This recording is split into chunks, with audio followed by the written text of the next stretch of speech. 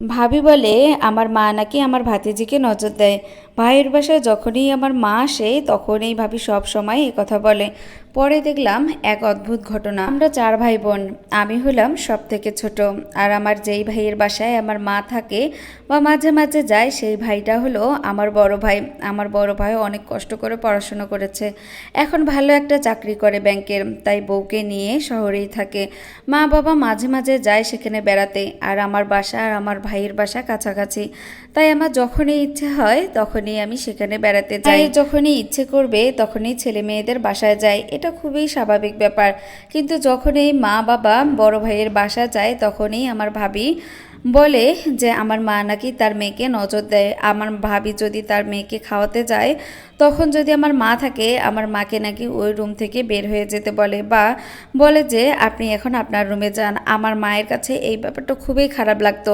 আমার মা আবার আমাদেরকে ফোন করে বলতো যে আমি এখানে থাকবো না, এই মেয়ে আমার সাথে এরকম এরকম করে। তখন কিন্তু আমাদেরও খারাপ লাগতো যে কেন আমার মাকে বলবে, আমার মাই বা কেন তার নিজের নাতনিকে নজর দিতে যাবে। এই ব্যাপারটা আমার ভাইও সহ্য করতো না। আমার মা যখন আমার ভাইকে বলতো তখন আমার ভাইও অনেক রাগারাগি করতো। ব্যাপারটা নিয়ে আবার আমার ভাই ভাবির মধ্যে অনেক অশান্তি হতো, তাদের অনেক ঝগড়াঝাটি হতো। এমনকি আমার ভাবি এই ব্যাপারটা নিয়ে অনেক দিন তার বাপের বাড়িতে গিয়েছিল আমার ভাতিজিকে নিয়ে। মা বাবা যখন তাদের বাসা থেকে চলে আসে আবার তাদের সম্পর্ক স্বাভাবিক হয়ে যায়। তো আমরা আরও 3 ভাই বোনও এই ব্যাপারটা খুব খারাপ চোখে দেখেছিলাম। আর তখন আমার ভাবিকেই তার কোনো কথা না শুনে আমরা 3জনেই তার উপরে অনেক রেগেছিলাম যে কেন আমার মাকে এইভাবে বলবে। এটা নিয়ে আমরা ভাবির সাথে অনেক দিন পর্যন্ত কথাও বলিনি। বিয়ের পর ভাবি এরকম ছিল না, মা বাবাকে অনেক সম্মান করতো। সব পরিবারেই একটু একটু ঝামেলা থাকে, তারপরেও দেখতাম যে ভাবি যথেষ্ট পরিমাণ মা বাবাকে সম্মান করতো। কিন্তু যখন থেকে ভাবির মেয়েটা হলো তারপর থেকে মা বাবা যখনই যেত বাবার প্রতি তেমন কোনো অভিযোগই ছিল না, কিন্তু মায়ের সম্পর্কে এই কথাটা বারবারই উঠতো। এইবার মা অনেক অসুস্থ হয়ে গিয়েছিল, ভাই বারবার বলছিল তার বাসায় নিয়ে যাওয়ার জন্য, কারণ শহরে থেকে ভালো ও চিকিৎসা করাবে। মা প্রথমে রাজি ছিল না, তারপর আমি বললাম যে ঠিক আছে, এবার যদি কোনো কিছু বলে এবার আমি ধরবো।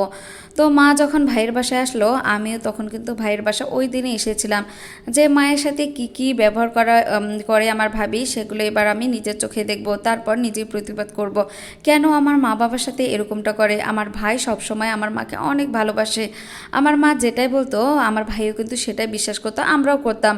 মা তো আর মিথ্যা কথা বলবে না। তো মা যেদিন এসেছিল আমিও সেদিন বাসা থেকে আমার ভাইয়ের বাসায় গিয়েছিলাম। প্রথম 2 দিন কোনো কিছুই আমি লক্ষ্য করলাম না, আমার মাকেও নাকি আমার ভাবি কোনো কিছুই বলেনি। প্রথম 2 দিন ভাই মাকে ডাক্তারের কাছে নিয়ে গিয়েছিল, ভাবিও মায়ের অনেক সেবা যত্ন করেছিল। তৃতীয় দিনের দিন ভাই একটা বড় রূপচাঁদা মাছ নিয়ে এসেছিল। আমার ভাইয়ের মেয়েটা ছোট থেকে তেমন একটা ভাত খেত না, আমার ভাইয়ের মেয়ের বয়স প্রায় 3 বছর হতে চলল, ও ভাত মুখেই নিত না। তাও আমার ভাইয়ের মেয়েটা খুব রূপচাঁদা মাছ খেতে খুবই পছন্দ করে। তো ভাবি রান্না করে সাথে সাথে আমার ভাইয়ের মেয়েটাকে শুধু রূপচাঁদা মাছ ঘরে গিয়ে খাওয়াচ্ছিল। ওই সময় মা গিয়ে বলতেছিল এই রূপচাঁদা মাছটা তোর কি শ্বশুরকে দেওয়া উচিত ছিল না, পুরো মাছটাই তোর মেয়েকে খাওয়াচ্ছিস, খাওয়া বেশি বেশি করে খাওয়া, ভাত বেশি খাওয়াতে পারিস না, মা ছেলে দুজনে আমার ছেলেটার মাথা সহ খা, সব কিছুই তো খেয়ে নিয়েছিস, এখন মাথাটা সহ খেয়ে নে, তোর উচিত ছিল এই মাছটা তোর শ্বশুরকে দেওয়া, কোন হিসেবে তুই এই মাছটা তোর মেয়েকে খাওয়াস। খুব বাজেভাবেই ভাবিকে বলেছিল, ভাবিরও এই ব্যাপারটা সহ্য হচ্ছিল না, ভাবিও 2-1 কথা শুনিয়ে দিয়েছিল। মা বুঝেছিল আমি ঘরে ছিলাম, আমি কিছুই শুনতে পাইনি, কিন্তু তাদের দরজার আড়ালে থেকে আমি সব কিছুই শুনেছি। তারপর মা নিজের ঘরে গেল, তারপর আমার বড় বোনকে ফোন দিয়ে বলল, আমার মেজো ভাইকেও ফোন দিয়ে বলল যে আমার ভাবি তার সাথে এরকমটা এরকমটা করেছে, আমার মা নাকি নজর দেয়, সে কথা বলেছে। ওই কথাটা কিন্তু আমার ভাবি পরে বলেছিল যে আমার মেয়েকে যখন খাওয়ায় আপনি এসব কথা বললেন কেন, আমার মেয়েটা তখনই অসুস্থ হয়ে যায়। এটা কিন্তু বলেছিল এসব কথা আমার মা, আমার বোন, ভাই সবাইকে বলেছিল। আমার মা যেসব কথা বলেছিল ওগুলো বলতেছে না। তো আমিও চুপচাপ দাঁড়িয়ে আমার মায়ের কাণ্ডকীর্তিগুলো দেখতেছিলাম। অফিস থেকে ফেরার সাথে সাথেই মা কান্নাকাটি শুরু করে দিল, তারপর বললো যে আমি আর এখানে এক মুহূর্ত থাকবো না। তোর বউ আবার বলেছে আমি নাকি তোর মেয়েকে নজর দেই। তো আমি কথাটা শুনে আর স্থির থাকতে পারলাম না। এদিকে ভাইও কিন্তু ভাবিকে বকতেছিল। তারপর ভাইয়ের কাছে সব কিছু বললাম, এদিকে মা চুপচাপ দাঁড়িয়েছিল, কারণ আমি সব কিছু জেনে গেছি। মা এটা বুঝতে পারিনি। বিকেল হতে হতে আমার ভাইয়ের মেয়েটা অনেক অসুস্থ হয়ে যায়। ভাবির ঘরে গিয়ে দেখতেছি ভাবি বমি পরিষ্কার করতেছে, আমার ভাইয়ের মেয়েটা বমি করেছিল, অনেক জ্বর এসেছিল। তারপর আমি ডাক্তারের কাছে নিয়ে যাই। আসলে সবসময় আমরা ভাইয়ের বউদের দোষ ধরি, কোনো কিছু ভুল না করলেও আমরা তাদের কথা শুনি না, এমনকি মায়ের কথা শুনেই তাদের অনেক অপমান করি, অনেক লাঞ্ছিত করি। এভাবে কিন্তু অনেকগুলো সম্পর্ক নষ্ট হয়ে যায়। তাই সবাইরই উচিত কোনটা ঠিক কোনটা ভুল, সত্যকে সত্য আর মিথ্যাটাকে মিথ্যা বলে ঠিক ভুলের বিচার করা উচিত।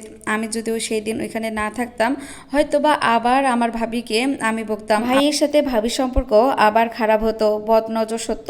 এরপর মাকে আমি অনেকবার বুঝিয়েছি, মাও আর এরকমটা করে না বা এরকমটা বলে না। আসলে কিন্তু বদনজর কথাটা সত্য, যেটা আমি আমার ভাইয়ের মেয়েকে দেখে বুঝেছি। তারপর থেকে ভাইয়ের মেয়েটা অনেক অসুস্থ ছিল, আলহামদুলিল্লাহ এখন ভালো আছে। সবাই বাচ্চাদের খাওয়ানোর সময় একটু খেয়াল রাখবেন।